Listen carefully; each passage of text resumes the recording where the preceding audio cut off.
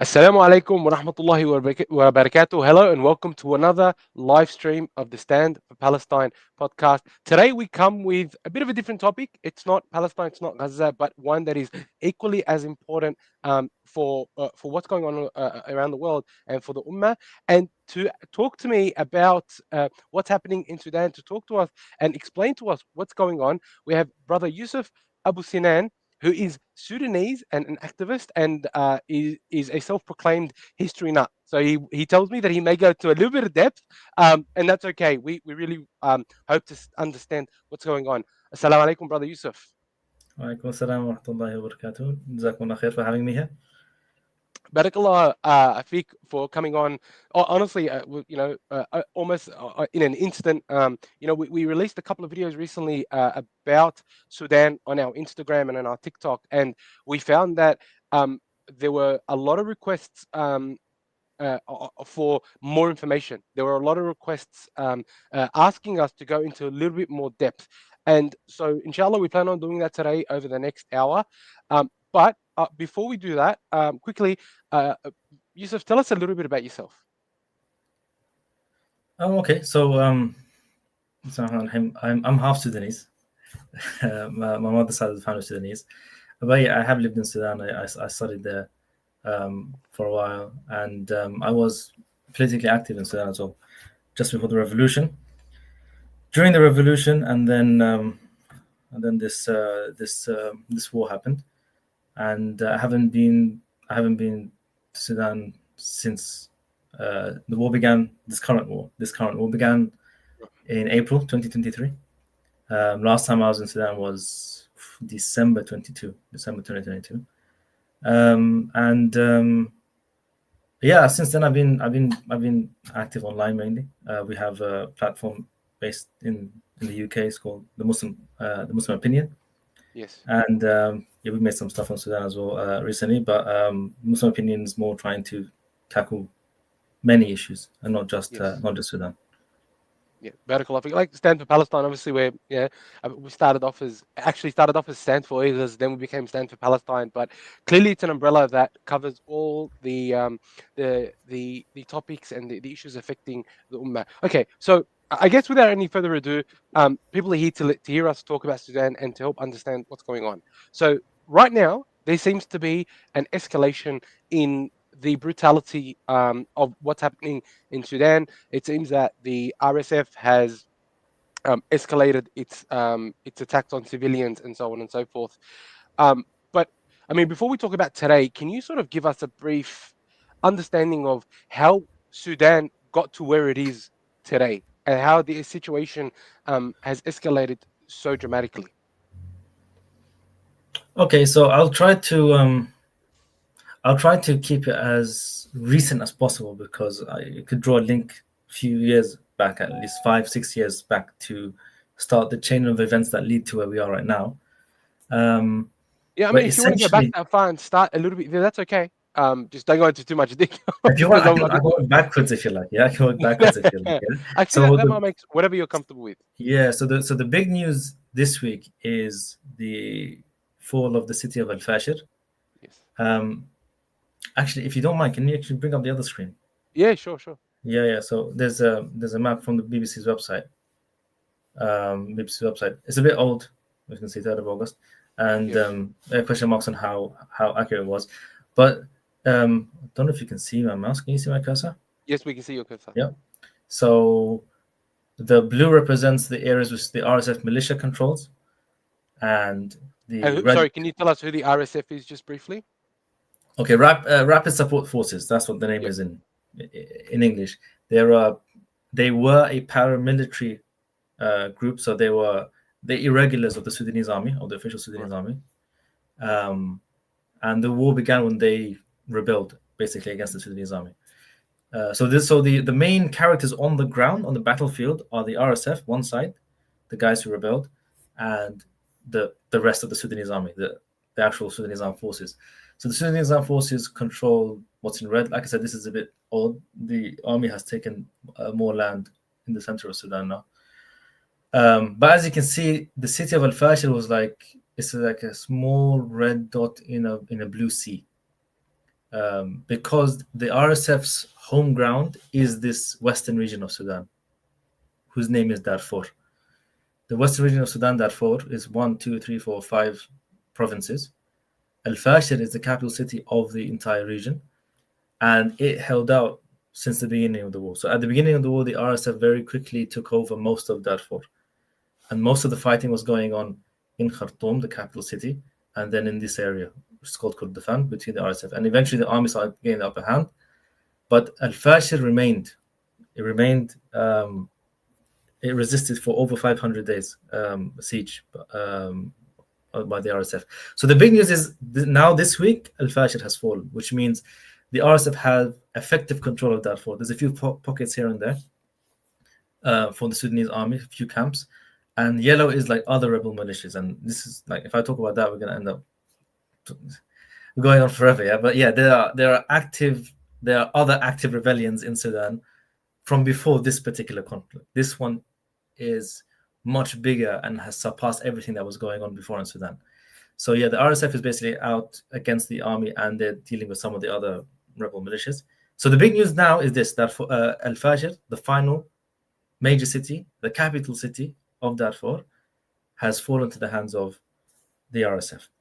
And if you going back in time, it's just going back to in Al-Fashir itself is over 500 days of siege, and 200, I think, I can't remember the number, 260 something attacks by the RSF, attempts to take the city. So they really focused on it. But I think more importantly, and this has been kind of missed by a lot of, in the media now, because the media's picked up on it, but they weren't reporting on anything going on before, is a meeting that happened last weekend in Washington, D.C., which is kind of the precursor of what happened this week. What the media picked up on is the atrocities of the RSF and the stuff they were doing when they got into the city. What upsets me and a lot of other Sudanese is there is nothing actually different this time. There's nothing really different in terms of what the RSF is doing. Every single time the RSF is taking a city, a town, a village, they do the same thing wherever they go. They always start by punishing random people, making an example of, it's like the Mongols, make an example, terrorize everyone else, and then they start targeting specific individuals who they believe are important in that town or village. And then when people try to flee, then they go after them as well, because they're trying to instill this, like a psychological trauma so that people don't come back again.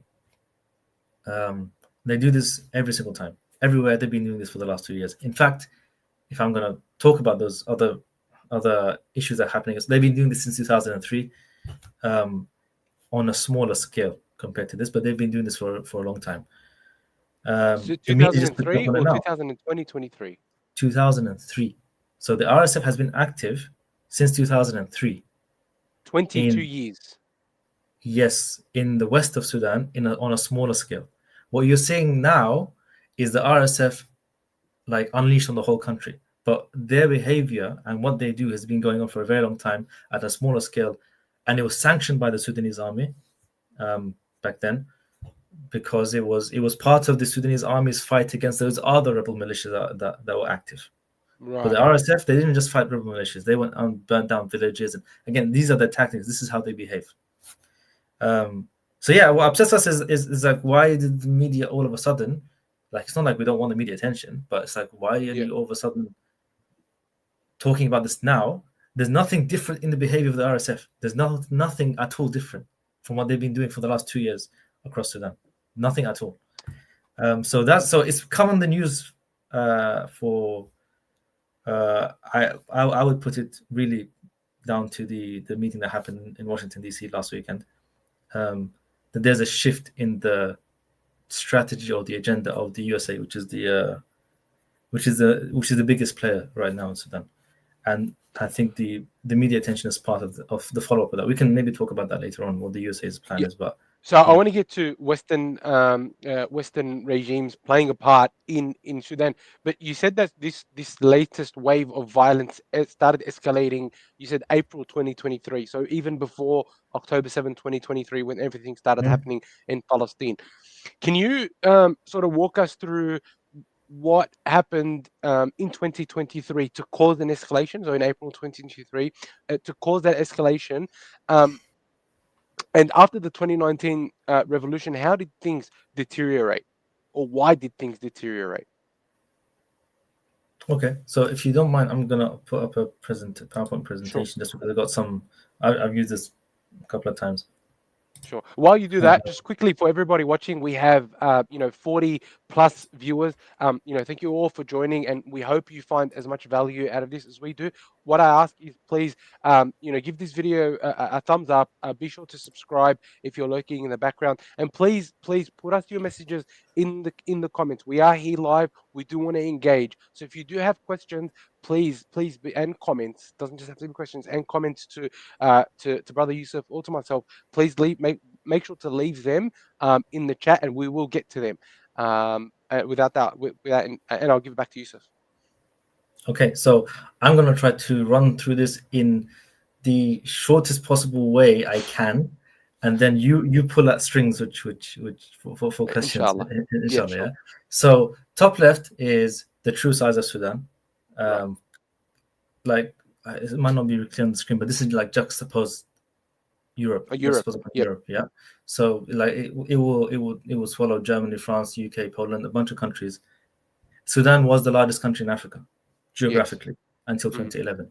The reason why there's a line here is because officially now, obviously, South Sudan is a separate country. Since 2011, South Sudan has become an mm, independent country, which is why there's also the line over here. This is just like a geographic map.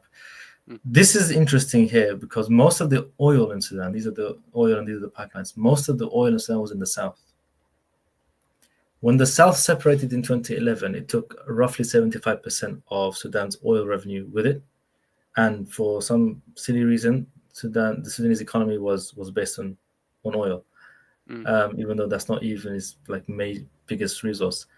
The economy started to collapse. Now, the economic situation was pretty bad anyway before, but there was a free fall after 2011, and this is what led to the revolution in 2019. In fact, it's surprising how long it took for people to actually come out on the streets. There were attempts when the Arab Spring was going on. There were people who were motivated by it and attempted it. It just didn't catch on because these things, the Arab Spring, they're not planned. They are. It's just when the momentum catches, it catches. yeah. And so a lot of people tried. It didn't catch on until 2019. It did, and end of 2018. In April 2019, the president Ahmad Bashir was gone. I'm going to come back to this slide later on, inshallah, because this will explain a bit more about the RSF. But this is like an image from what you'll see here. This wall. Behind it is the headquarters of the military. The military ran Sudan for 30 years. They're the effective rulers.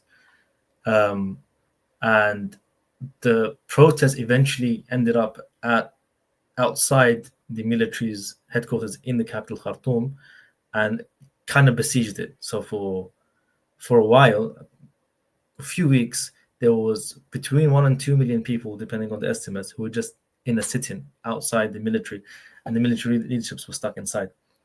So they decided to push to do the Egypt tactic or the Tunisia tactic, which is change the face, remove the president. Omar Bashir was taken to a safe location. That's what they said. He was moved to a safe location. But the people didn't move. They didn't move because we've seen this play out before. There's a built-up experience. We've seen this happen in Egypt and Tunisia and so on and so forth. So then the next day, the defense minister came out and said, okay, we're all resigning. The whole military council, everyone's resigning, and we're all going away. But first, I'm going to promote this man I'm going to introduce now, Abdel Fattah al-Burhan. 2 ranks up, so he becomes the new head of the army, and then we're gone. And they all went, I don't know where, Malaysia or something. They all disappeared. They went to some new lives. This is the area of the sit-in. I know this map's not going to mean much to a lot of people, but it's a huge it's a huge area of Khartoum basically, and the army was basically stuck over here, or the army militia was stuck over here, and all of this was fenced off, and this is where the protesters were. I'm going to skip the revolution's events. If you want to ask about it, that's fine. But the culmination of it Yes. is we ended up with, from top left, Omar Bashir, original president before. Yes. We ended up with this guy, Abdel Fattah al-Burhan, over here, head of the Sudanese army, de facto president of Sudan. And then this guy is Hemedti, or Yes. Mohammed Hamdan Dagalo, head of the RSF, de facto vice president of Sudan. So al-Burhan promoted this guy up to be his VP, Okay. basically. And the new military council was headed by these guys and some of the other colleagues. This sets the scene now. So end of 2019, these guys are the real effective rulers in Sudan, but there's still protests and there's still people who want transition of power from the military to civilians. And I cannot stress how much that's all it was. There wasn't anything advanced beyond that. There was no ideology. There were, people weren't even, like, it wasn't, some people in the West try to say they're pro-democracy. They weren't pro-democracy. They were military to civilian rule. That's it. That's all it was. It was very simple. There was nothing else to it. No one was Not even talking about, Islamic ideological sort no one of was no, underpinnings. no one was talking about nothing. No conversation about the form of government. No conversation about the policies. No conversation. Nothing at all. It was literally, we've had enough of the army in control. That's it. They're the ones. They're the army. Have messed up the country. They've ruined it. They've made our lives difficult. They shouldn't be in government. That is it. That's all it was. There was nothing else to it. That's all. That's all there was to it. Right. This was an opportunity for these lot. These are basically liberal, secular, socialist politicians, a lot of whom were actually living in here in London, actually. They found it as an opportunity to try and get to Sudan and take power, to be the face of the transition, to be the civilians who are going to come to government. But these guys, they believe in liberalism and freedom and democracy, but they don't believe in elections, which is very funny. Like, the one thing they kept resisting when the army kept wanting to do elections as part of the transition process, these guys refused to do it. But they were backed by foreign powers, so who formed something called the Quad. The Quad will appear a lot in what we're talking about. The Quad or Quartet, 4 countries. They became the sponsors, these 4 countries, the sponsors for negotiations and peace and transition from the revolution's time. So they would host meetings, representatives from the army, representatives from these guys, from these. I'll just call them liberals for now, from these liberals. And they formed a hybrid government, in the transitional government, one where some posts go to the army, some posts go to these liberals, and then there will be transitional period. In the middle of it, the army will hand the leadership of this. So the army will chair it for the first year and a half. Then they will step away or step down and let these guys chair it. So it's like the army is going to look after the first stage of the transition and then pass it on to these guys afterwards. And so is this sort of post 20, is this 2019, 2020, around this time? Yeah, so 2019 to 2021, because it didn't go all the way. The army ousted these guys eventually.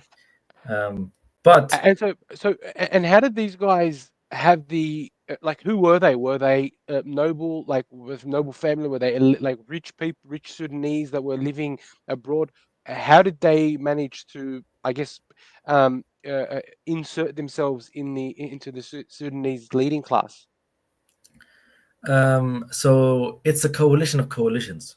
There were so many different political parties who had made their own coalitions. Then they formed like a super coalition. What gave them, I'll be honest, what gave them clout is the fact that they were being hosted on international TV. So they were given a platform by Al Jazeera, Al Hadath, and others who made them something. Right. They were not something before. Yeah. Some of them are from major political parties in Sudan before, but whose but who were not popular.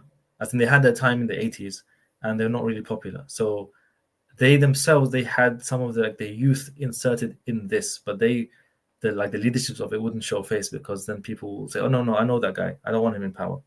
Yep, This yep, is yep. all the old stuff. We don't want the old stuff anymore." So it was a bunch of new faces. Most Sudanese didn't know who they are. They put a lot of the youth at the front, and then tossed them aside when power came. Actually, when the army came to say we can talk and have transition. But yeah, they're a bunch, we would say nakirat in Arabic. They're like individual unknowns, bunch Yeah. of individual unknowns. But yeah, they were made something by foreign powers, and international media. They gave them they gave them a platform, made them look like something, convinced the Sudanese that they are something. Right. So you said these guys have some sort of power, but then the army comes in and kicks them out again anyway, mid 2021. Yeah. So this guy here, he gets appointed as prime minister for that transitional period. Abdullah Mm. Hamdok. He came from Manchester, and yeah, when it was coming time for the army to hand power over, the army was like no. So he just put them all in prison. So all of them. So all the people that the liberals that you're talking about, they were pretty much the army Yeah, said the ministers they just dropped them in prison and house we arrest we, and stuff like we that. agreed for 1 minute. We agreed up until it was time to transition, but now we don't like this rule. You're gone. Yeah, so it was for the army, because remember during the revolution the army was under a lot of pressure. They're the target of the revolution. There's Yeah, people yeah, on the yeah. streets, so what they needed was to reduce that pressure and temperature. So they Yeah, agreed to this. yeah, When people go home, then they can do what they want afterwards. yeah, yeah, So yeah, once yeah. people calm down, the streets calm down, and these guys lost their leverage. Their leverage was the people on the streets. That was their leverage. So once they lost that, the army was like, okay, that's it. I'm not going to give power to you. So That brought international condemnation, obviously, because the Quad and the Quad and the Quad. I'm going to call them Quad, the four countries. I mean, it gets translated to Quad and Quartet sometimes. The four countries came in and they were like, "No, you have to do a transition and all that kind of stuff," and they came up with a new agreement. Part of the new agreement, which was supposed to come into effect in April 2023, that's when it mhm, was supposed to come into effect. Part of that was the right. restructuring of the army itself. These guys realize, and the foreign backers kind of like realize as well, is that you have to change the way the Sudanese army is if you really want to take power away from them, because the military institution is what runs Sudan. So the army signed it, but part of the agreement was something. There was a few points. I won't go into details. A few points which the army didn't like, and a few points specifically which the RSF militia itself, as a paramilitary, would have Mm. been affected by it. So within, like, I think it was 6th of April, they were supposed to sign it, or was it? I can't remember the date, or 8th of April, something like that. And then the army didn't sign it, Yep. and obviously the liberal side to complain, and then all of a sudden the war began. So the causes really of the war is that within the armed forces there was no desire to implement that transitional agreement, because that would have actually restructured the army and changed the dynamics of power in Sudan. But the night before, Hemedti was in a meeting with the Americans in Khartoum. So it's not entirely an independent endeavor. So He it's was encouraged, or given, it was at least enabled. he was at least shown that we're not going to do anything if you try it, if you try something. Yeah, he was at Yeah, least yeah, given that yeah. indication. Yeah. So does the war start when Burhan and Hemedti disagree, and then they become two separate entities and they start fighting, Yep. and Yep. then that's where that's sort of the origin of the latest part of the clash. Yeah, the current war in Sudan, that when people say what's happening in Sudan, this is what they're talking about, because it's eclipsed every other minor conflict that was going on in Sudan before. And all the rebel Right. militias, bar two, all the rebel militias, they all now sided with the army against the RSF. The guys who were rebelling against the army before, bar two Right. of them Okay. who actually joined the RSF instead. Now, obviously, the question then becomes, okay, the logical question will be is, how is the RSF militia standing up to the Sudanese army? Is it really that big? Is it really that powerful? The RSF militia is numerically quite big, but it's lightly armed. They have light like assault rifles, pickup trucks. Yep. They have nothing heavy. There's no aerial capability. There's no tanks. Right. They don't even make their own ammunition. This is the stuff the Sudanese army gives them. And it's the money the Sudanese army allocated to them that pays their wages and for the mercenaries, because the RSF is a big hirer of mercenaries across Africa. So then during the war, they needed to find someone else, because otherwise the Sudanese army would just have to wait. Those guys would run out of ammunition. The war is finished. Right. Yep. Yeah. So this is where you get the Quad really starts to really become active now, in prolonging the war. Yeah, and this is if you want to blame anyone for the war, it is the Quad, and it is all 4 countries in the Quad: the United States of America, the United Kingdom of Great Britain and Northern Ireland, the United Arab Emirates, the Kingdom of Saudi Arabia, and lately the UK was kicked out of the Quad and Egypt was brought in. But the UK has been trying to wriggle back in diplomatically. But yes, these 5 countries, if you want to say, Egypt is a latecomer, but the UK, USA, Saudi, and the UAE are all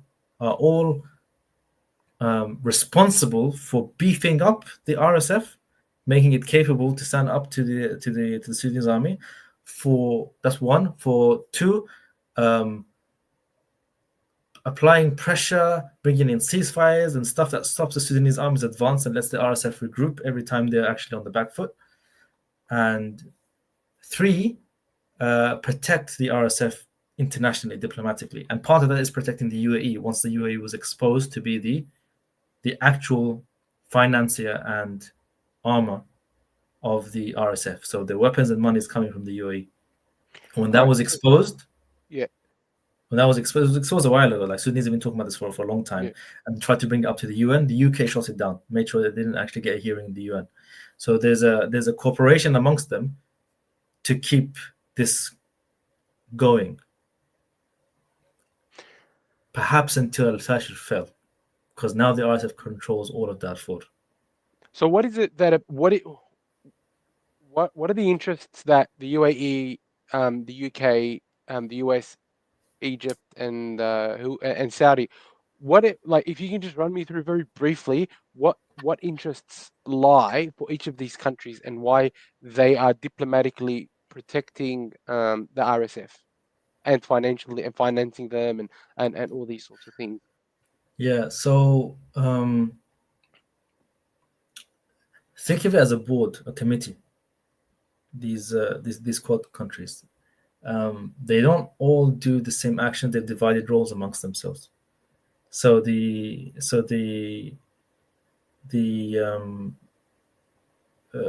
Emiratis are the ones that keep the RSF on the field, giving them money, giving them drones, giving them new tech, giving them weapons. That's what the Emirati role is. The Saudi role was to be the soft mediator in the beginning. So the ceasefires that messes up the momentum of the Sudanese army would be due to we're going to the Saudi, the next Saudi conference, that was hosted in Jeddah. That's what the Saudis were doing. They were like that punctuating role, messing up the advance of the Sudanese army.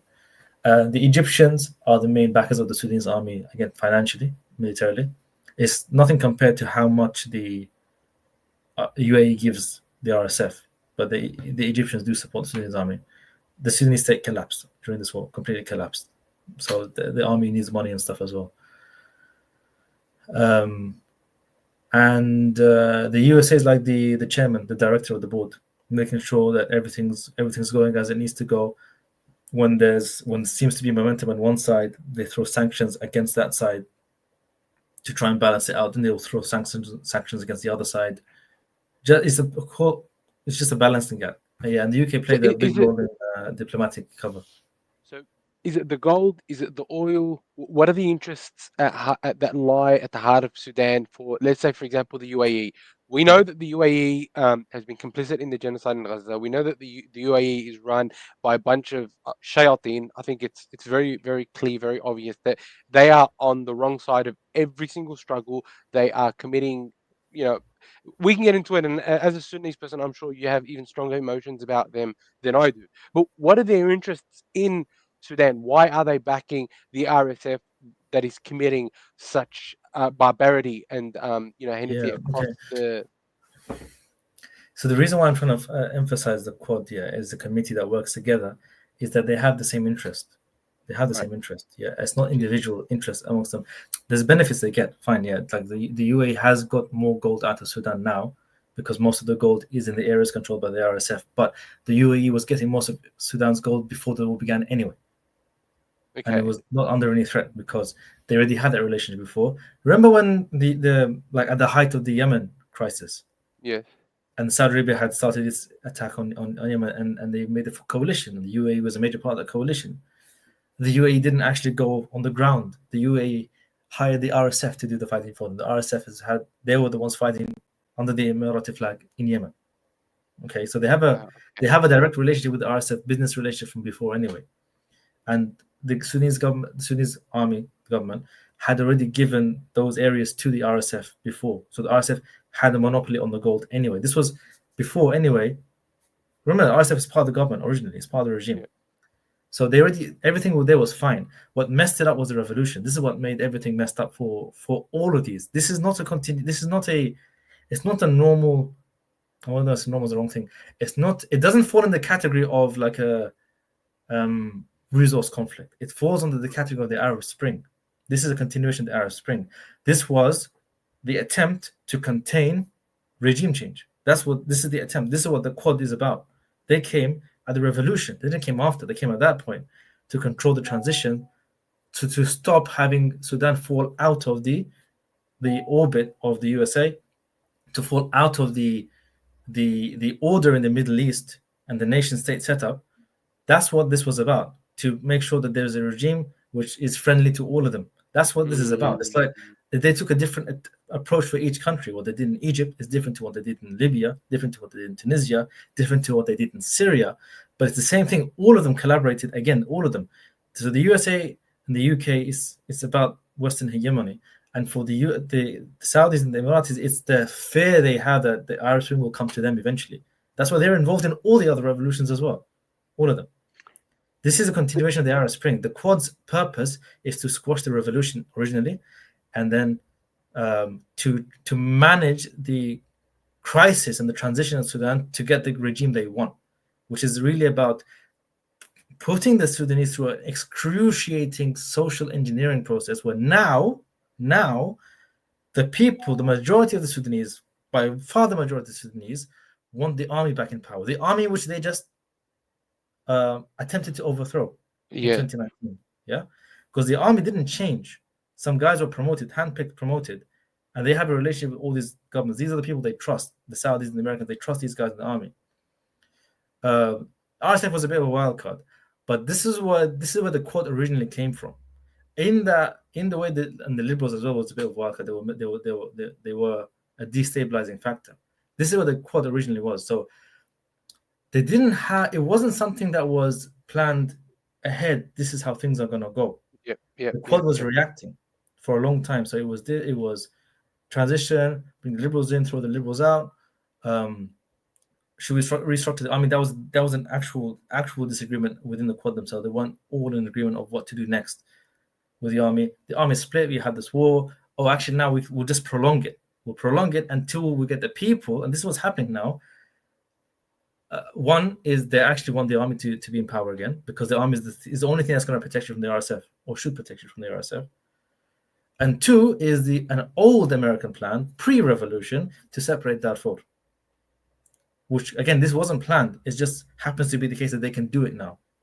The way things panned out is, well, actually, you have someone who controls militarily Darfur now, separate to the military. He's made they made an alternative, alternative government in his name. He has his own government in exile, that they can form a new state in Darfur and separate it. That was not originally the plan. That wasn't their plan when the revolution began. This is not what the Quad was formed. The Quad was formed to manage the transition and put the Sudanese people back home and accept the new regime they put on top of them. But stuff happened, and this is where they ended up. So what they want to split Yeah. Sudan even more than what they've already split it. So South Sudan, North Sudan, and then they want to have a separate state for Darfur. Yeah. So the former president Bashir, he admitted to it that the Americans wanted him to split Sudan to 5 countries. He To admitted 5 that. countries. 5 countries. So South Sudan was the first. Darfur would be second. And then probably Kurdistan in the east. Okay. So, all right. So, But like, listen, I'm trying to the lesson from it, because if you follow the revolution and go through the chronology and be involved in it, like some of us were, you'll see that this is Arab Spring. This is the Quad was formed. right. The enemy was the people who came out and dared to remove a regime without America's permission. Yes. You see what I mean? Yes. But then stuff happened, because of the way, because it wasn't planned or anything. They were acting, reacting, disagreeing, coming up with a new idea. It doesn't work, and we ended up in this situation. And once the war began, then it stabilized for the Americans, which is actually, if this carries on, we can actually separate Darfur. So this is like killing 2 birds with 1 stone for the USA. The army will stay in power. The head of the army normalized relations, signed the Abraham Accords. He met Netanyahu, the first Sudanese guy to meet Netanyahu. Yeah. First Sudanese, major Sudanese politician to meet Netanyahu, shake his hands. This guy's American through and through. But so he gets to stay in power because the people, all they have is the army. That's the only thing that's going to protect them from the RSF, which is why the army has now exploited. I'm talking about the army leadership, because the soldiers on the ground, they are fighting to protect land, honor, property. But the guys at the top is they've exploited and capitalized on it to build the popularity again, which was dead because during the revolution. So the American guys stay in power. The guy the Saudis trust and have worked with before stay in power. The ones the Emiratis trust stay in power. And bonus, we get to separate Darfur, new country. You see, that's the thinking of the Quad. And all of them are in and out together. They have just divided roles. The UAE's role is the most obvious and blatant one, because when the Sudanese army takes back a town from the RSF, they find all these vehicles which have the Emirati flag on them. So this is why this was easy to expose, and it's the thing which, if it stops, actually, then the RSF have nothing. They have nothing to go on if this stops. So it sounds like people a lot of the media is referring to this as a civil war. We're looking at it like this is a power struggle that's affecting the civilians and killing people. This is not a civil war. I don't think. What are your thoughts on that? Would you describe this as a civil war? No. If you want to label for it, I'd call it a proxy war, not a proxy war. Yes. Yeah. Because it's managed from a boardroom made up of the Quad countries. That's what this is what's happened. So it's a proxy war because everyone's fighting now. I don't want to say everyone. The leaderships of both sides are fighting on behalf of foreign powers, and they're told to go and stop and come back. Al-Fashir, I'll be honest with you, Al-Fashir was handed over by the army to the RSF. The RSF didn't win it. They couldn't for 500 days. They couldn't do it because they had a meeting last weekend in Washington D.C. Burhan didn't go himself, but there was a Sudanese delegation headed by the foreign minister. It was a Quad meeting, the new Quad, which is without the UK, US, Saudi, UAE, Egypt. They had a meeting to reaffirm a plan they set out last month in September, which it talks about. I'm not going to go through the plan, but it's like 3 months ceasefire and then negotiations for peace. And the official position of the Sudanese army is we won't negotiate until the RSF withdraws from Al-Fashir, which they were besieging. Because that's what they have to say to the people. That's what, if the Sudanese army doesn't do that, the people will turn against them. Yeah. It's the army. And there's been so many times, so many points, so many lows for Burhan during this last 2 years, where people have started to look and say, how is the army not capable of fighting? Now, of course we can. There's something wrong with the leadership. And then he'd have to do a bunch of theatrics and photo shoots to show that he's on the front lines and stuff like that, try and save his skin. So he has to maintain this position that no, you have to withdraw first. So then what happens immediately after? The RSF takes it. So this is a moot point. You can't say withdraw. You can't withdraw from the siege. They're not. Well, how would they? You're not there anymore. They are. So there's a de facto situation that's been created, and then they'll move on to ceasefire talks and then negotiations. So, all right. So the UAE is backing the RSF, and Egypt is backing the Sudanese army Financially, yeah. financially, right? Yeah. But they're all working in cahoots together. Yeah, it's one boardroom, divided roles. Yeah, it's division of labor. Why would a boardroom be fighting against itself? Like, why would Egypt back the Sudanese army and then UAE back the RSF? Like, are they again? Is it like I'm trying to understand the political impetus here, right? Like, is Yeah, this yeah. is it So just then, to prolong the fighting? Because why else would Egypt, or is it to show that is it to create the illusion of there actually being um, some support for the Sudanese army? What is it there like that's going on? yeah, so it is to prolong the war. They're not at the bottom. There's a fight going on, but at the top, they're not. They're managing the conflict. If one side drops out in this fight, you lose what you're trying to get to now, which I think, as things have gone, it seems pretty clear that since the war began, the target was to separate Darfur for the USA, which means you have to have two states, two armies, two governments, both of them.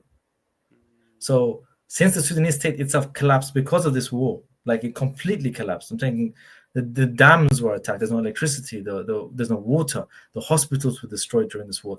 12 million people displaced. That's Gaza 6 times over. Yeah. No one from my family is there anymore. Yeah, because they're the lucky ones who have relatives outside who can pay for tickets and visas. But that's not the case for most Sudanese. Yeah, Khartoum city, the Khartoum region, is 3 cities connected to each other. I think it was between 7 and 9 million its population. Yeah, and it was down to like 200,000 in 3 or 4 months. Subhanallah. Like it was total collapse.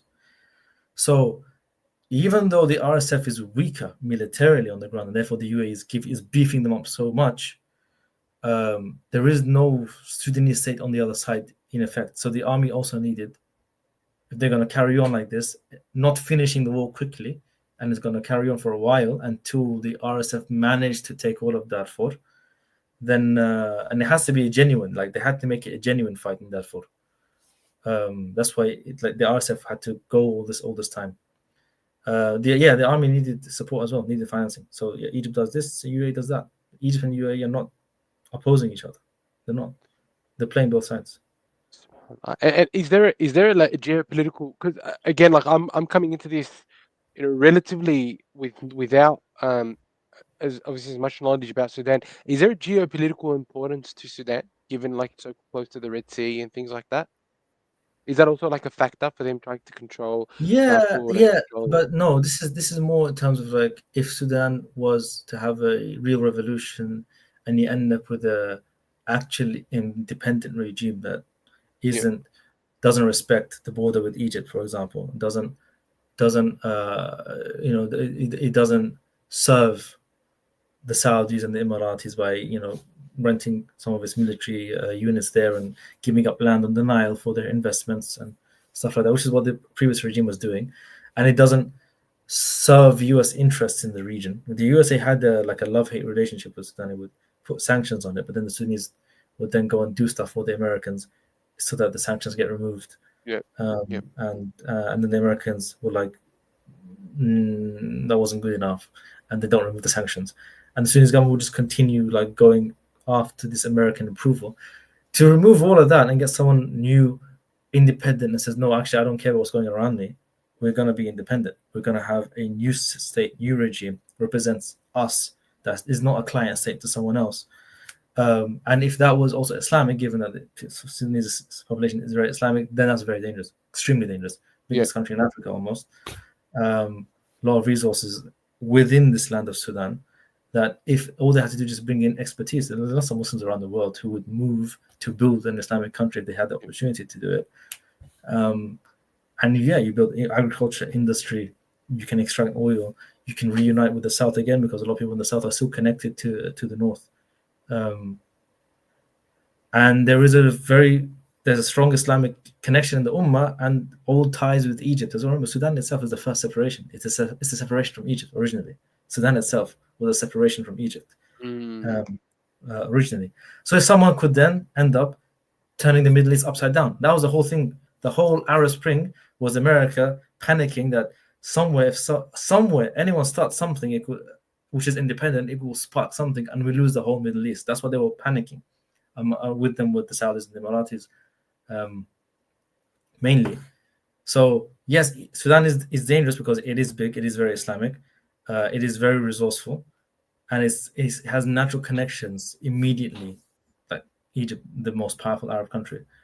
It could flip the Middle East very quickly. The Red Sea, people talk about the Red Sea. Yeah, it is on the Red Sea, but it doesn't have it only has one port. It's not major. It's not really, it's not, and its navy is very small, so it's not really a major issue. And no, it's not nothing because it is a deep sea port, so it's not nothing, but it's not it as a starting point. As a starting point, it becomes anywhere in the Middle East as a starting point for actual independence or unification or Islamic rule. It's dangerous because it spreads very quickly. Yeah, of course. Yeah, of course, that's and never like Sudan and Egypt together as one country was like 150 million people, one country. That's Powerhouse. Then what's Israel going to do? For example, 100%. Yeah. So what's life like now in Sudan? So you're showing us the maps before, and Sudan, as you say, is a big country. So explain to me and to everyone watching. We've got 40 people. Really appreciate everybody for sticking around. Again, please put some comments and some questions in the chat. I'm going to get to them in a minute. Just after I ask this question, what is life like now? Life like right now for ordinary people in Sudan? Like we're seeing some absolutely horrible things, all right, and I want to get to the extent of that, but I want to ask, like, is this widespread? Is this is there any safety for the Sudanese people in whether it be the north or the south of Sudan?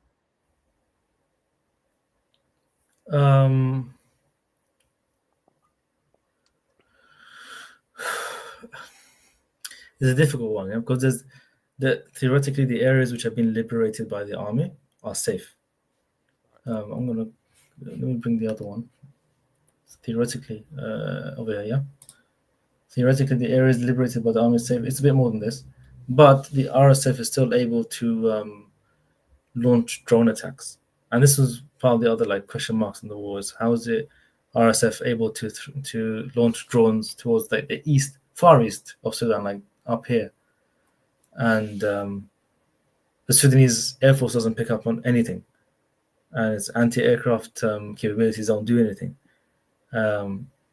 And I think the answer to that is the RSF is not launching drones. The drones are not coming from the west; they're coming from the east. They come from the UAE. So while yes, in general, at least there are no RSF personnel on the ground in the areas the army has control over, and the RSF do go door to door and they do break in and they do shoot people on the streets and they do this, and their presence is dangerous. There have been drone strikes in so many places randomly, attributed to the RSF. So it's not safe anywhere really in Sudan. SubhanAllah. And so in the RSF controlled areas, other than say Al Fashir, where it's majority blue, is there safety there for the Sudanese? Well, in the now obviously over? this is old map. This is to be updated. Al Fashir is blue now, as of this week. Yeah. But yeah, sorry, I cut you up. Oh yeah, I was just gonna say actually, let's talk a little bit about because I was going to say, is there any safety? But it seems like if RSF have taken over this area, they probably have killed people, they've displaced people. As you say, there's 12 million displaced Sudanese. Tell me a little bit about the barbarity and about the what is going on at the moment with the Sudanese, like the attacks and the deaths and things like that. Talk to me about that. So I remember seeing videos, people who, as they are filming, this is from Khartoum, the capital city, when the RSF was there, and the RSF militiamen would notice them and then start firing at them, chasing them to get the phone off them, and then we don't know what happened afterwards to the people. It's hard to know what's happening in the blue areas because they do not want it to go out. What we've seen from their behavior in the areas that were liberated, etc., is that they do clamp down a lot on information coming out. So it's hard to know what's going on now. We know for sure from the survivors, and the videos are coming out as they come in. The stuff they do as they come in. What happens afterwards is very difficult to know. And one class of people they do target immediately are journalists once they enter. So even this week, they went after the journalists immediately, first thing in Al-Fajr. So I can't really tell you what's happening in the blue areas. Yeah, but from the behavior of the RSF throughout time, since 2003, since they were commissioned by Omar al-Bashir and the previous regime, which is that previous regime continues in the head of the armed forces right now. Since they were commissioned, their modus operandi is to do random executions in public, to instill fear in people, to dishonor women in front of their own families, to torture people while like enjoying it, mocking it, kind of thing, and they would film it themselves sometimes as well, and they want this to go out. These things they want to go out because they want to create that fear of them. They burned down entire villages, like completely to the ground. No, nothing remains. And there is a racial element as well, because the RSF's origins is they're from one of the Baggara tribes, Arab nomads in the north of Darfur. So their lifestyle is nomadic. It's traveling seasonally with their flock. And in Darfur, and this will probably make more sense actually if I bring this up again. This map.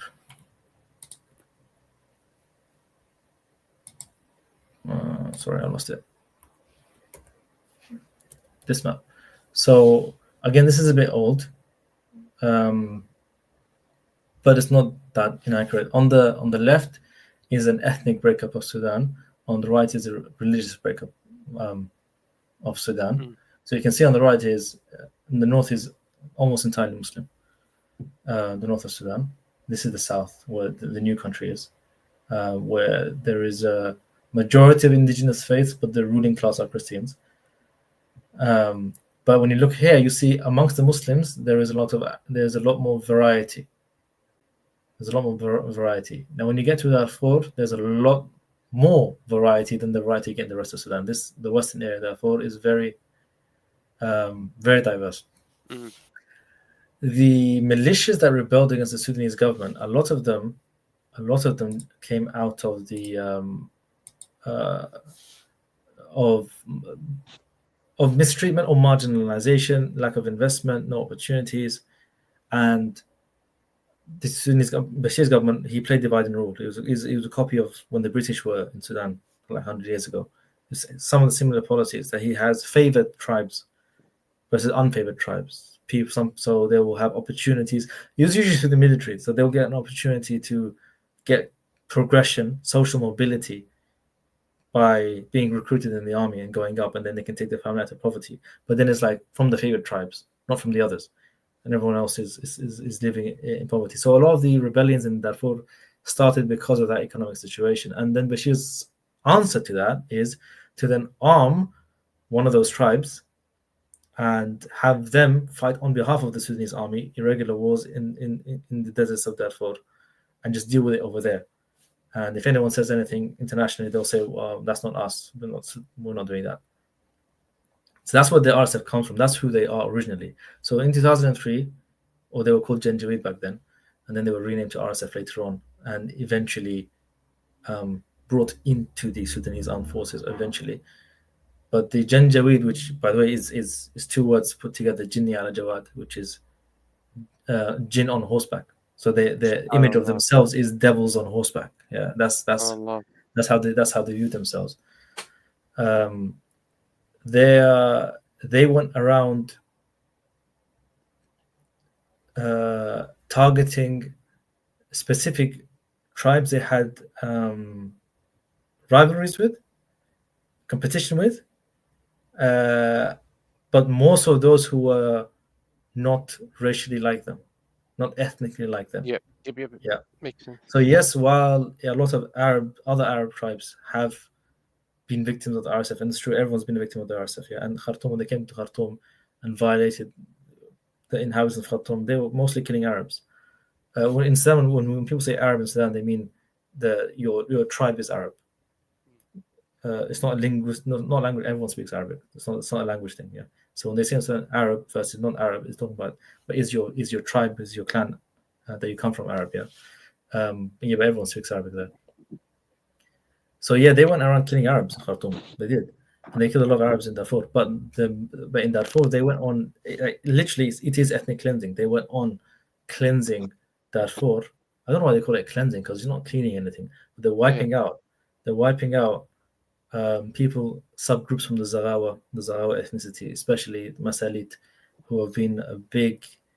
The Masalit, they've been chased around by the RSF. That even when they go to other places, when they are displaced and they go somewhere else, the RSF still comes after them again. And some of these things may be back to old rivalries, old tribal. Like if you think of Jahili times, pre-Islamic Arabia, there's some rivalry, some hatred, some blood that might go decades behind in time. It could be generations ago. Resurfacing feuds And that you may not even remember what it was originally, but my tribe yeah. versus his tribe, and that's just how it is, yeah. So the RSF, when they were armed by Bashir to deal with the rebellions, and the RSF just went on a rampage in Darfur. They weren't just dealing with rebellions; they were exacting revenge, and they were eventually made themselves almost the de facto rulers and controllers of everything in Darfur, and that was all under the eye of the regime. It wasn't something they had a problem with. So I've got a comment here from Mahmoud KO9EB. The Muslim Brotherhood created the RSF. They are also responsible for the genocide in Darfur. The Islamists cannot blame their past on the RSF. UAE does not prop up Islamists in Sudan. Egypt does that. Anyone who criticizes the RSF and not the Islamists is anti-democracy. Now, there's a lot wrong with that, but I'd like to hear your response to I guess the first part of it, because that part seems to be the most sort of controversial. Yeah, so I the first part I agree with the principle we're saying. The facts are not correct.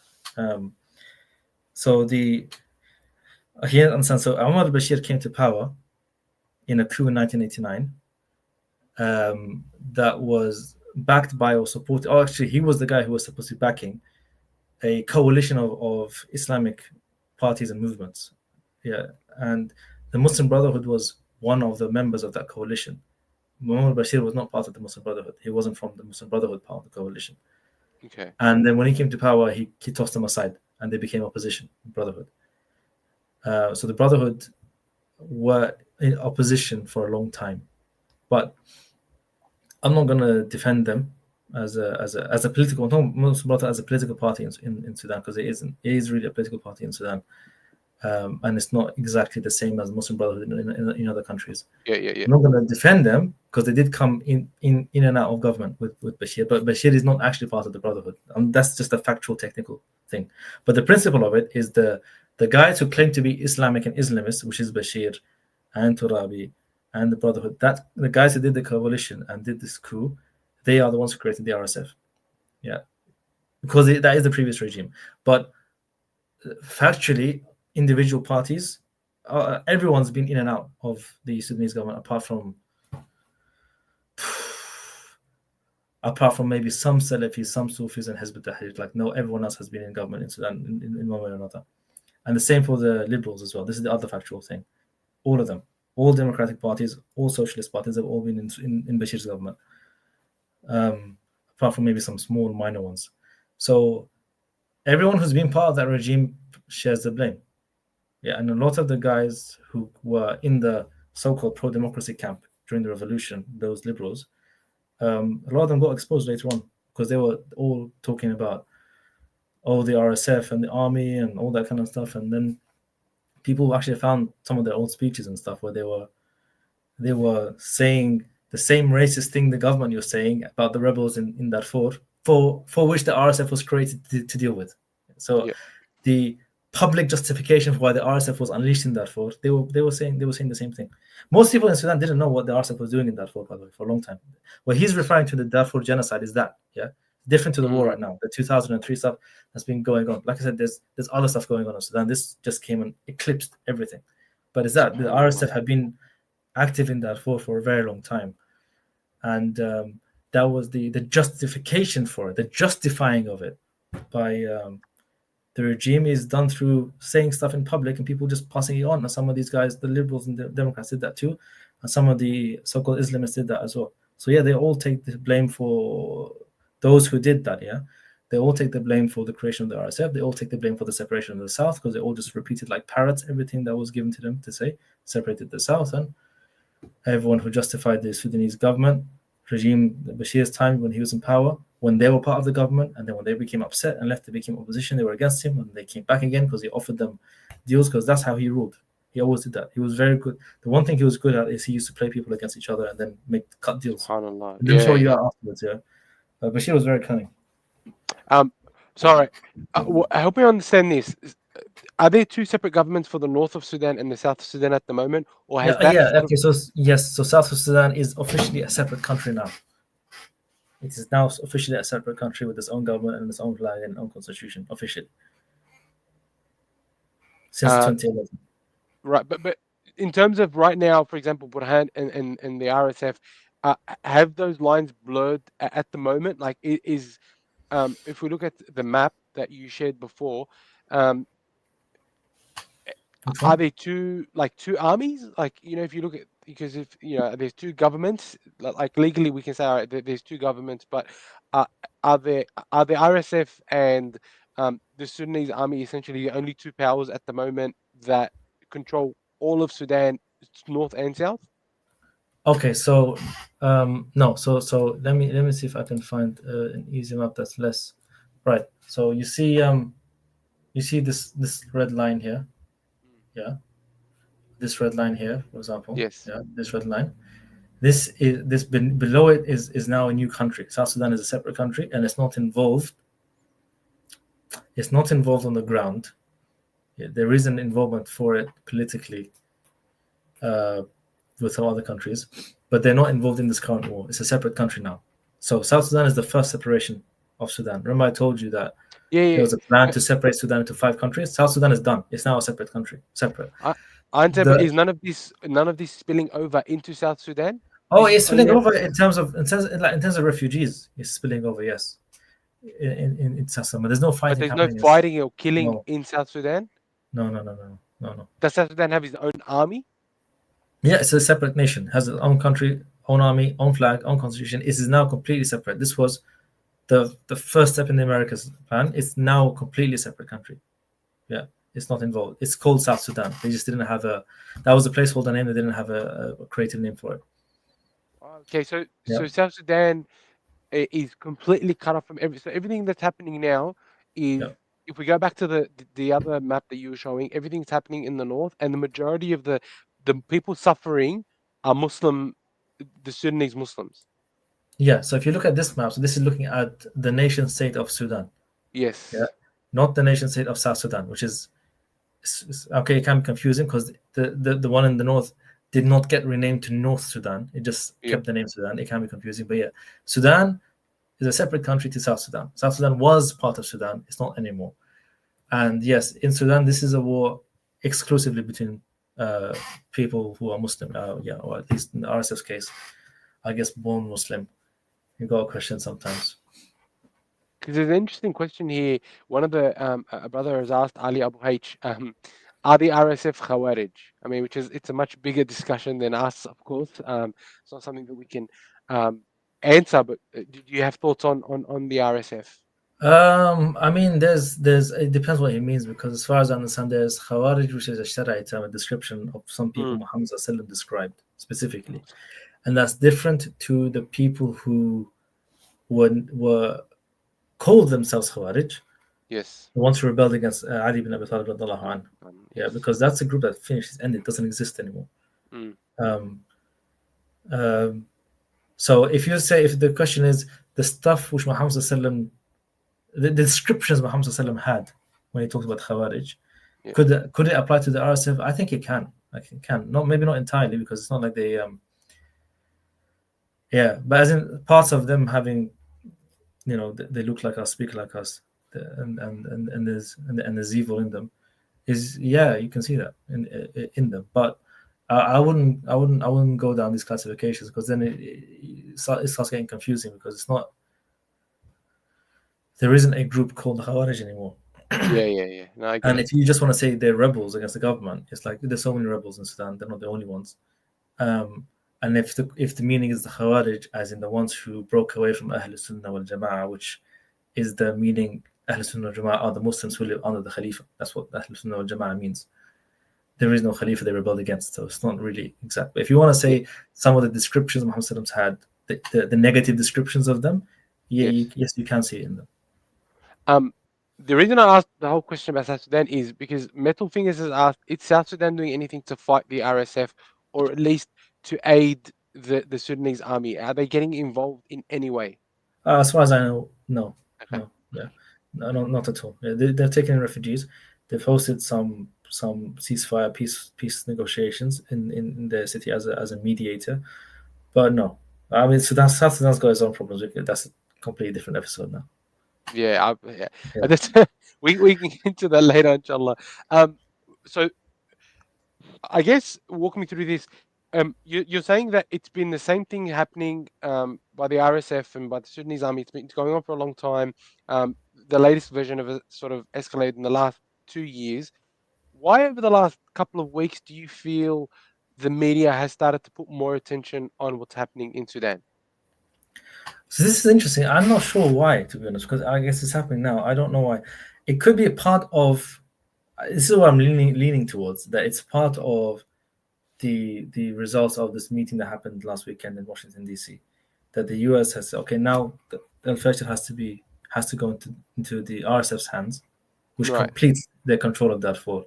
So now we move on to the next step, which is we have to create now the circumstances for to drive public opinion to justify a clearer American intervention as at least a peace mediating negotiator. So they build up the issue so that Trump can later on come and say, and I have solved my seventh war, eighth war, or something like that afterwards. Yeah. So I'm leaning towards the fact that Western media has suddenly picked up on this now, even though there's no change in the RSF's behavior. Yes. Is that the only thing that's changed is now the RSF controls all of Darfur. That's really what's changed. So they're going on the humanitarian stuff, which they will then use as fuel for intervention. Because right now the USA is taking a backseat. It's a managing director. It will just, when it's asked about it, it will respond in public.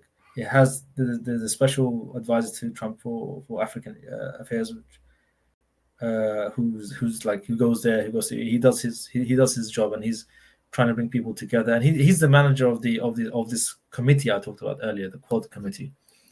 But on the face of it, it's the UAE. That's what everyone's talking about, because that's the money, that's the war, that's UAE's there. They're So doing for the the dirty USA work. to come in, it has to first create this like humanitarian thing and slowly come in, and I'm going to solve the problem. Yeah. So that's what I'm leaning towards. That actually, Western media, they don't care. They never care.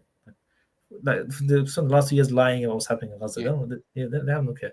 And 2 years ignoring Sudan. That's what they were doing. They don't care. So It's actually interesting. I don't believe they. I don't believe that it is anything other than, as in, whatever it is, it's not what it looks like it is. It's not humanitarian. It's not that something new has happened. They're not just being journalists.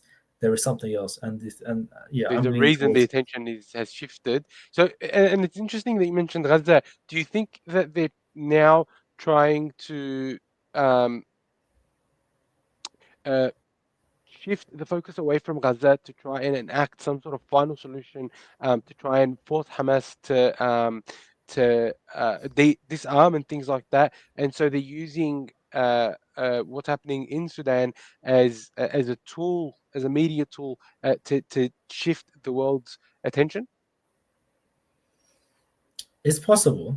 It's possible. I mean, the Israelis went and killed 100 Palestinians, 104 Palestinians yesterday, Yes, that's right. 2 days ago, 2 nights ago, and then they went back to the ceasefire. Like you can just do that. You can just break the ceasefire and then just go back to it. Say, hey, I fired. No, but now the ceasefire is back on. You can't say, you can't do anything. Right? The So treachery it is in their is blood. possible. SubhanAllah. Maybe part of it is to take attention away from Gaza, Palestine, which makes it easier for them to push through what they want, because their problem they have in the West is public opinion in the West is against the government, Yeah, that's right. like the non-Muslims themselves. So yeah, maybe it's that. Yeah, but I'm leaning towards the building up. The thing is this: the thing I'm sure about 100% is it's not humanitarian. It's not just being journalists. That's not it. Never is. Yeah. Never is. With especially with the West, there's always an agenda at play, and there's always a reason why they do what they do. It's, yeah, as you say, it's never altruistic. There's always a hidden agenda there. Um, so, I mean, I want to get to a little bit about like Islam in Islam, the role of scholars and stuff in Sudan. Is there an Islamic movement still in Sudan? Like, or has it sort of um, petered out given all like after the revolution happened and everything and all the problems that have been there for the last, decade and a half or whatever or longer? Um, is there much of an Islamic um, movement in Sudan still? By movement, I'm talking about like society-wide, or as movement synonym for like party No, not organization. group or I mean both. Really, it's sort of an open-ended question there. Like what?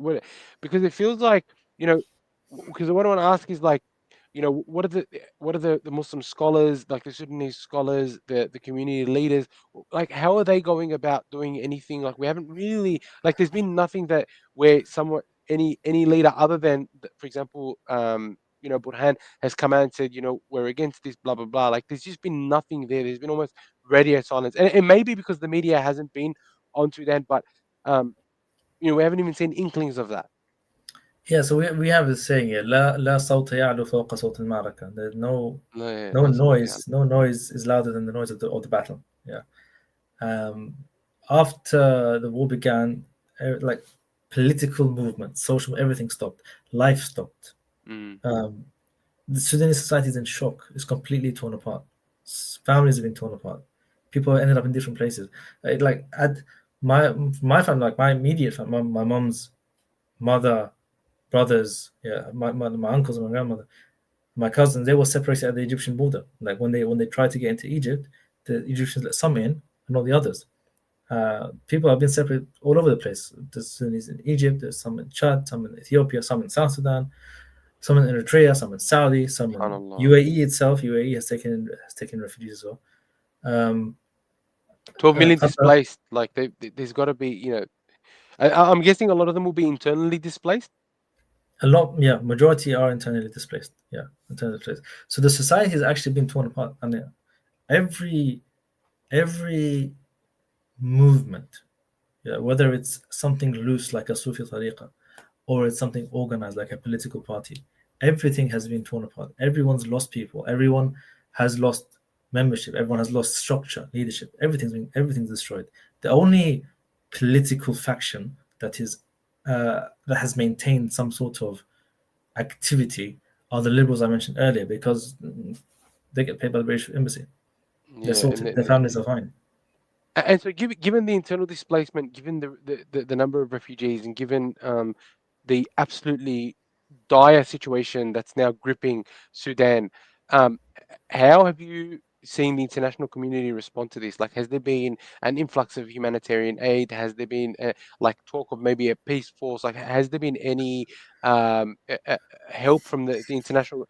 I don't like. I'll be honest with you. Looking from sort of the outside in as a third party, you know, the amount of information that's come out about Sudan has been like not even a trickle. I'd like to say a trickle, but it hasn't been. So like it's hard to know what has been going on. Yeah, there's definitely far less information in English media than there has been in Yeah, Arabic. Um, but it's a difficult one to answer because I'm not fully aware of this. I know that the United Nations has operations in Sudan, but limited because even from the previous regime, the UN was limited in what they were allowed to do and where they can go and stuff like that. I do know that everyone knows, well, everyone, but yeah, every Sudanese knows that this RSF has attacked refugee camps repeatedly. It has dispersed camps that were set up for the displaced and refugees and managed by charities. They've done that. So I can't tell you for sure. I can guess, educated guess, that the refugee camps which are outside Sudan, like in Egypt or Chad, for example, are safer and most aid probably does reach them. But for example, when Al-Fashir was on the siege for 500 days, during that time, it was almost impossible for people to get stuff in. So people in Sudan from other areas or even from Khartoum, or they would try they would organize some yes, missions to get in, yeah, and then if they get found out trying to infiltrate at night or something, RSF will shoot at them and kill them, stuff like that. So it's very hard to get aid in. Even when the RSF was occupying most of Khartoum, it was almost impossible to get anything in. It was almost near impossible. When the army was closed or had liberated some parts, then there were soup kitchens that opened up, yeah. and you could donate to them, and it would go to and people would then organize it. And the situation is ever so slightly better in these areas because the army is not actively shooting at people Yeah, like the RSF does, obviously. yeah. But yeah, there's no clean water. There's a lot of problems there. There's an outbreak of dengue fever and malaria and SubhanAllah. cholera. And yeah, it's nowhere near normalcy. And because even some of the hot, like just the atrocious imagery that's come out where people were found to be trying to bring food in, and the RSF has caught them and executed them for smuggling food, rice, flour into. I think was it Al Fashir?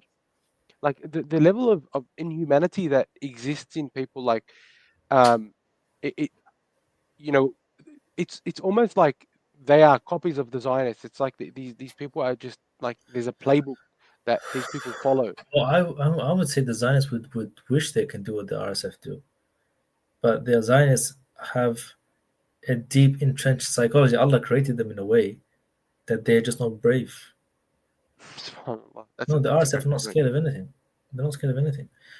One of the reasons that contributed to lack of information to them. One of the reasons. I'm not saying the only one because there's many others.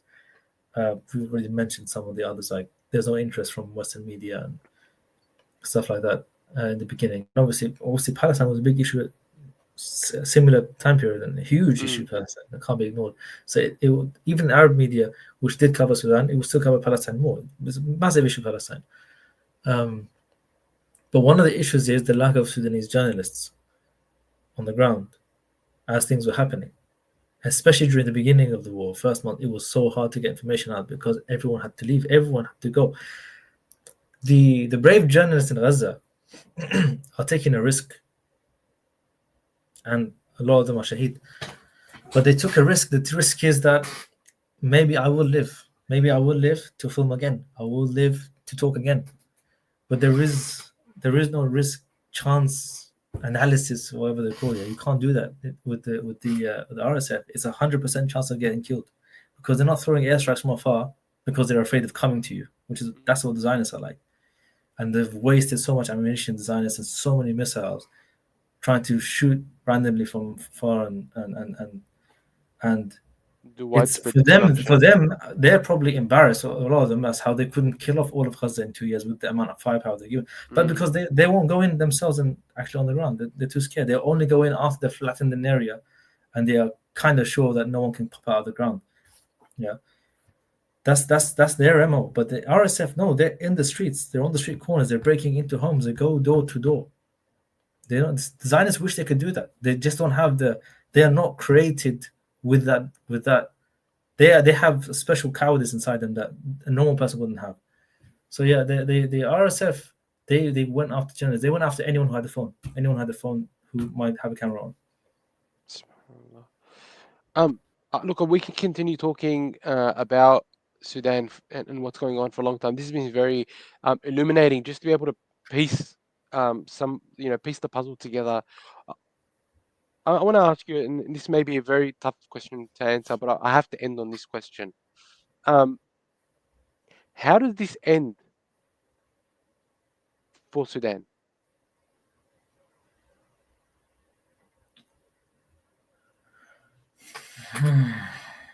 Okay.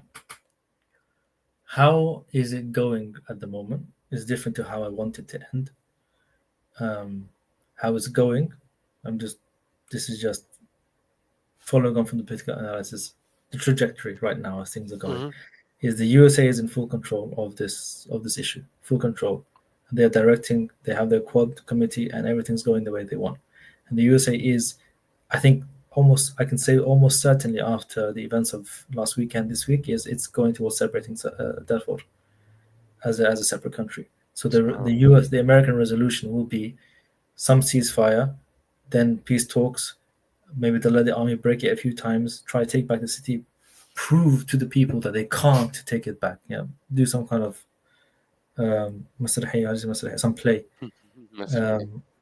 something like that, and they will have people.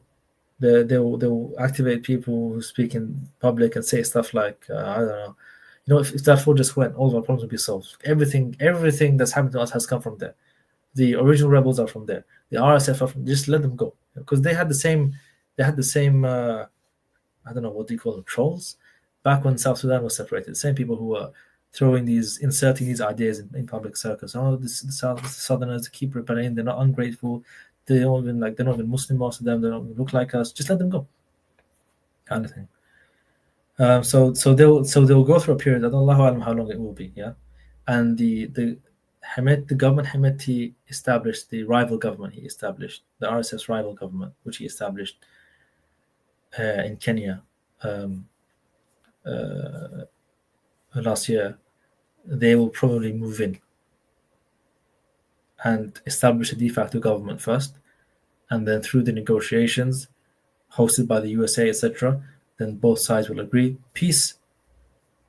The RSF will hand over any land they control which is outside of Darfur. They'll give it back to the army, and the army will recognize them as a separate state in Darfur, and then you have a new country, new flag, and Hemedti can be the Sultan of Darfur or whatever. That's where it's going, unfortunately. And whether we like it or not, and we don't like it, most Sudanese, they want to focus on ending the war. Most Sudanese want the militia to be defeated. Most people want the international community to help out in terms of giving aid, help rebuild the country, stop the UAE arming the RSF, these kind of things. But it's the Americans have an agenda, and these countries are cooperating with them, and they're going to get what they want if there is no radical change on the ground in Sudan, which now maybe brings me to how I want things to end instead, which is that at the end of the day, the USA is not physically on the ground in Sudan. There are no, as far as we know, there are no Marines or anything like that in Sudan. The UAE again is not physically on the ground in Sudan. Yeah, and they would never be anyway, because when they needed to have infantry, they brought the RSF to be their infantry in Yemen. So if there is a change in the army's leadership, because it's the only institution that remains in the country, which severs its ties with the Saudis and the Egyptians, severs its ties with the USA, and then actually shoots down Emirati drones when they come, that actually put naval blockade on the aid that goes, the support and supplies and aid that goes towards the rebels who are even allied with the RSF. It comes through Port Sudan, which is under the government's control. And they close off the borders with Chad and other areas where armed supplies, and South Sudan, with armed supplies come to the RSF, and they actually go on the front foot and defeat the RSF. Even if the RSF do some drone attacks somewhere else, the army would win. They would win very quickly. They can't do it. And then you would have one secure state under one military institution, and then you can start actually healing the country. People who've gone can come back. The natural social political life will resume. Sudan had a very vibrant political sphere, actually, which is very tolerant in conversation. Actually, I find it even far more tolerant than the UK. That people will disagree cordially, very strong disagreements, but there's an akhlaq people grew up with in a very Islamic society. Even the socialists. Yeah. Now the joke is they'll talk to us about Marx and then they'll come pray Dhuhr with us afterwards. So long as there's independence and the severance of ties with foreign powers, I am very confident that we will very quickly can move the national conversation to what should now the state be, what should the system of government be. It's like resumption of the revolution now. Old is gone now. So what is the new going to be? And then people will put their projects forward and their programs forward, and there will be debate, and there will be discussion, and we will crystallize, and we will come to a new system. Yeah, we can do it. Muslims can do it. That's what scares them, right? Is actually we convince ourselves that we can't. We convince ourselves that we can't. We convince ourselves that there's too many problems. We convince ourselves that we can't be in agreement ever. We can never talk things out. But no, it's every conflict you'll find where things have spiraled out of control, like Sudan, which it could have been a conversation about the restructuring the army. There was no need for this war to happen. It could have been a conversation. It's not normal. In other countries, things wouldn't just blow up like this. These things are exacerbated and agitated by foreign powers. So long as you cut that severance, so long as you have a clean environment, we can actually establish a new independent state. And obviously, I believe that it has to be on a completely new basis. It can't be on a national identity. It has to be on a system that is suitable for all people at all times, all places. That it's true, not useful, not modern. It's correct. Yeah, it has to be the Islamic system, and the real Islam, it has to be real Islam. It has to be like the real Islamic system, and it immediately seeks to unify with Egypt and change the Middle East. It has to do that, and we can do it. Sudan can be the starting point for that. It can be. You just have to cut the meddling from the foreign powers. So it's interesting you mentioned that. I know you said we're going to end, but you brought up what is the solution, right? Because so what I'm hearing from you is this is what you think is the best case scenario if that was to happen, right? Because I like doing research and stuff. You do hear some Sudanese voices saying that an indigenous values-based system of governance that reflects Sudan's faith and culture is the only way to heal the country. Like if continuing on the way it is, if Darfur is split, if there isn't a reimagining of what Sudanese society should look like, and basing that imagination or that reconstruction on the indigenous values of the people, Sudan cannot heal and cannot be what it once was. Is that well? The first thing I'll say is no. Well, very few voices. But like I said, Sudan's society is in shock. It's a society that is still in shock. It's not normal. It's not organized. It's not mobilized. There's no movement like that because everything was torn apart. Everything. So there's very few voices even talking about any kind of solution post this war. Most people are either stuck in survival mode, and those who are being active, their activism is focused on stopping the killing, stop the UAE from giving their arms, something like that. Yeah. Along those lines, majority who are active are on those lines because this is the immediate problem. Very few people are talking about after. But yeah, the second point I'll say is no, we don't want Sudan to go back to what it once was. Yeah. Sudan has always been a colony, and I always reiterate this: Sudan never came out of colonialism, never. the I want to way of give a quick shout out. Sorry, you go on. Sorry. yeah. Sudan, like many other countries in the Muslim world and Africa, has never actually left the colonial era. Mm. The way government is run is exactly the same. It's just the white man's not doing it anymore. So we don't want Sudan to go back to how it was before. We want Sudan to be something new, different, and I would say not just Sudan. Anyway, historically, Sudan in Islamic heritage or Islamic history, Sudan is a region that expands from modern day Sudan all the way to Mali, Senegal, Mauritania. That is Sudan originally. This is the British Sudan. When they came and took this, and they called it the British Sudan. And the one next to it, Chad, when during its official colony days, was called the French Sudan. They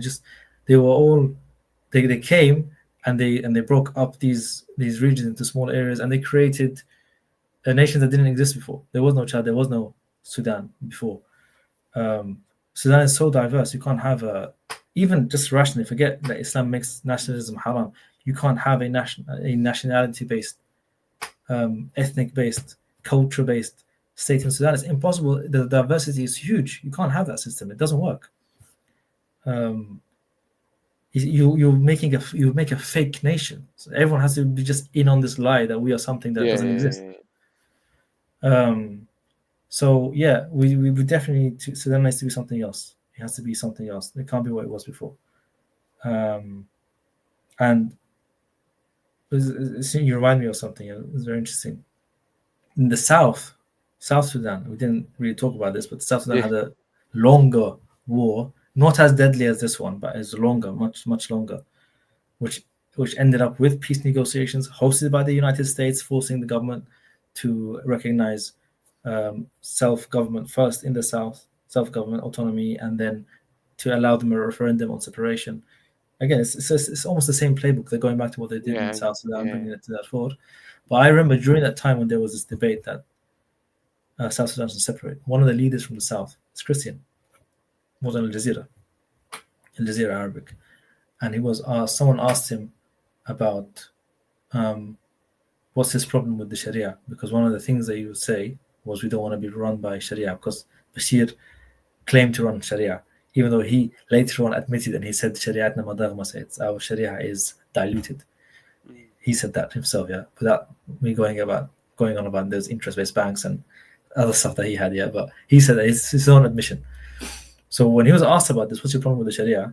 And he said, we would not have a problem. South Sudan is Christian leader. He said, we would not have a problem if it was the Sharia of Umar ibn Khattab that was ruling us.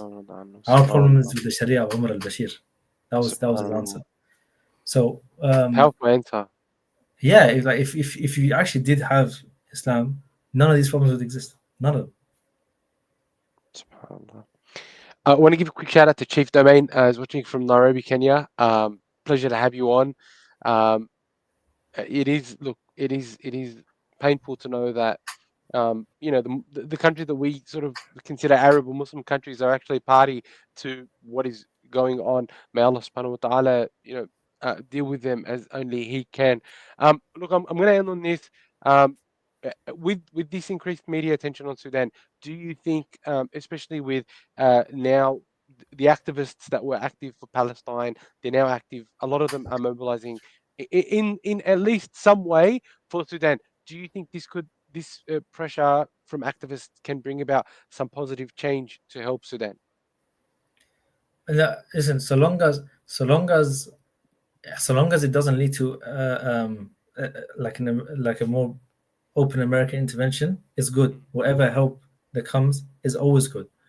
But so long as we don't unknowingly become an enabler for the US to come say, see, I told you, look at how bad the humanitarian situation, only I can solve it. And then they come in. So in the activism, really, really the best thing that you can do, other than there's obviously stuff you can do in terms of, because things have opened up a bit, it is easier to donate and help out and all that stuff.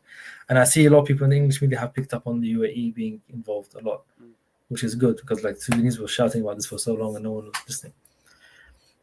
If you can also expose the USA, that'll be excellent, because if you put pressure on the UAE where they get embarrassed, even though I don't think they know that feeling. They can't actually feel embarrassment. Yeah. The government of the UAE, which is probably why Their they were leaders are given. inhumane. They have no shame. They have no honor. Yeah, I I think think it's that's why they were given that role, because like the Saudis have to maintain some 100%. sort of dignity, and the Americans like, well, I guess you can't do it, so you have to do it. Yeah, yeah, that's right. Um, I think Quraysh would look at the UAE and be embarrassed by them. Like that's the level I feel that um the Hamad bin Zayed and his cowardly ilk have sort of gotten where, Arabs had at least some honor amongst thieves, right? Whereas these yeah, guys have no honor amongst anyone or anything. Like they are, yeah, yeah, may Allah subhanahu wa ta'ala deal with them in the harshest possible way. They are quite literally the scum of the world. Like, you know, and it's great to see now that there are some boycott UAE calls. There are now finally, activists starting to really give this message that at the very least, let's make it very clear that you know you're not making Islamic hijrah to Dubai. That's not Islamic hijrah. Like, let's stop deluding ourselves. Like that's been, amongst the West especially. It's like, oh, I want to move to a more Islamic country, and then they go to the UAE, which is, arguably, we can get into a whole thing, but that is starting to happen, and it's great. And your point about the USA, I think boycotting the USA and really exposing the USA. How much more can you expose it? Like at this point, especially recently, for example, they've detained Sami Hamdi, who was on a legal visa. Like what? Like this is, I think, the conundrum is that, no matter what we try and do, there's always a ceiling to what we can do, especially with no, no, the that's fine. superpower. No, there will always be a ceiling, of course, and so boycotting the UAE is kind of easy. Boycotting the USA is very It's difficult. true. It's a Yeah, very good point. It's a like great it's point, no, to it's be actually honest. impossible. Yeah, because the entire global economy depends on the USA. Yeah. You can still make a statement, obviously. You can still Yeah. make a Oh, look, statement. of course, 100%, 100%. But the exposing of the USA works, well, not by itself, but if it's because the game they're playing is something that's executed on the ground by Sudanese. They're not doing it themselves physically. Yeah. So when I'm saying exposing the UAE and stuff is the objective, the aim is to try and somehow put some sort of pressure that will reduce at least the arms shipments that comes Yeah. from the UAE, and reduce the RSS fighting capability. Yeah, that's the idea behind that. When I'm talking about the USA, because the USA is socially engineering the Sudanese population. The USA is playing a psychological game on the Sudanese population to make them the hero that's going to come and save them later on from the UAE. Yeah, they will take this. The UAE will just walk away and they'll be fine with it. Like they have nothing on their conscience. They have nothing on their conscience. The USA Got can enough later conscience. on, the USA can come in later on and then say, yes, what the UAE did is wrong, and this is and we will stop it, and then do some sort of put some measures in, and then UAE stops, and then the USA will be the hero in our eyes. But so long as we help each other across the Ummah, and also specifically in Sudan, to see this, then the USA will never get what it wants, because that's what it needs. It needs to be in that position, because it can't physically separate Sudan itself. It has to be done through Sudanese hands. For the army to give it up is for the army to be able to convince the Sudanese population Yeah. that it needs to give it up, and that the USA is actually going to help us. It's a peace negotiator, and then it's going to help our economy afterwards and whatnot. Yeah. So by exposing the USA is actually the enemy, and the USA is not a friend, and we should never go to any peace summit organized by the USA, and everyone in the Quad is as responsible as each other. Then the USA can't implement, it can't execute its plan, it can't move on to the next stage. You see, that is actually effective. So I'm going to end on one question. Chantel Waters, thank you so much for joining, Chantel, and for being a part of the discussion. She asks, any ideas on what we should be doing in the UK? And I guess this would apply to Australia, to the Yeah, US, it's and the Europe as same well. line. It's the same line I'm going on, which is like the best thing anyone in the UK can do is make sure the British government does not intervene. Mm. The best thing you can do is to keep the UK government out. If you're in the USA, the best thing you can do is keep the US government out. If you are anywhere else, just keep. If when the international involvement disappears, the guys on the ground don't know what to do, because they're just tools now. Hemedti is a tool, Burhan is a tool, Hamdok and the Liberals, they're just tools, yeah. And when their cover goes, when the people who are telling them, okay, do this now, go, then it's easy for ourselves to solve our own problem. We can't, because we can't solve our own problem. We can't do it. There's just too much interference.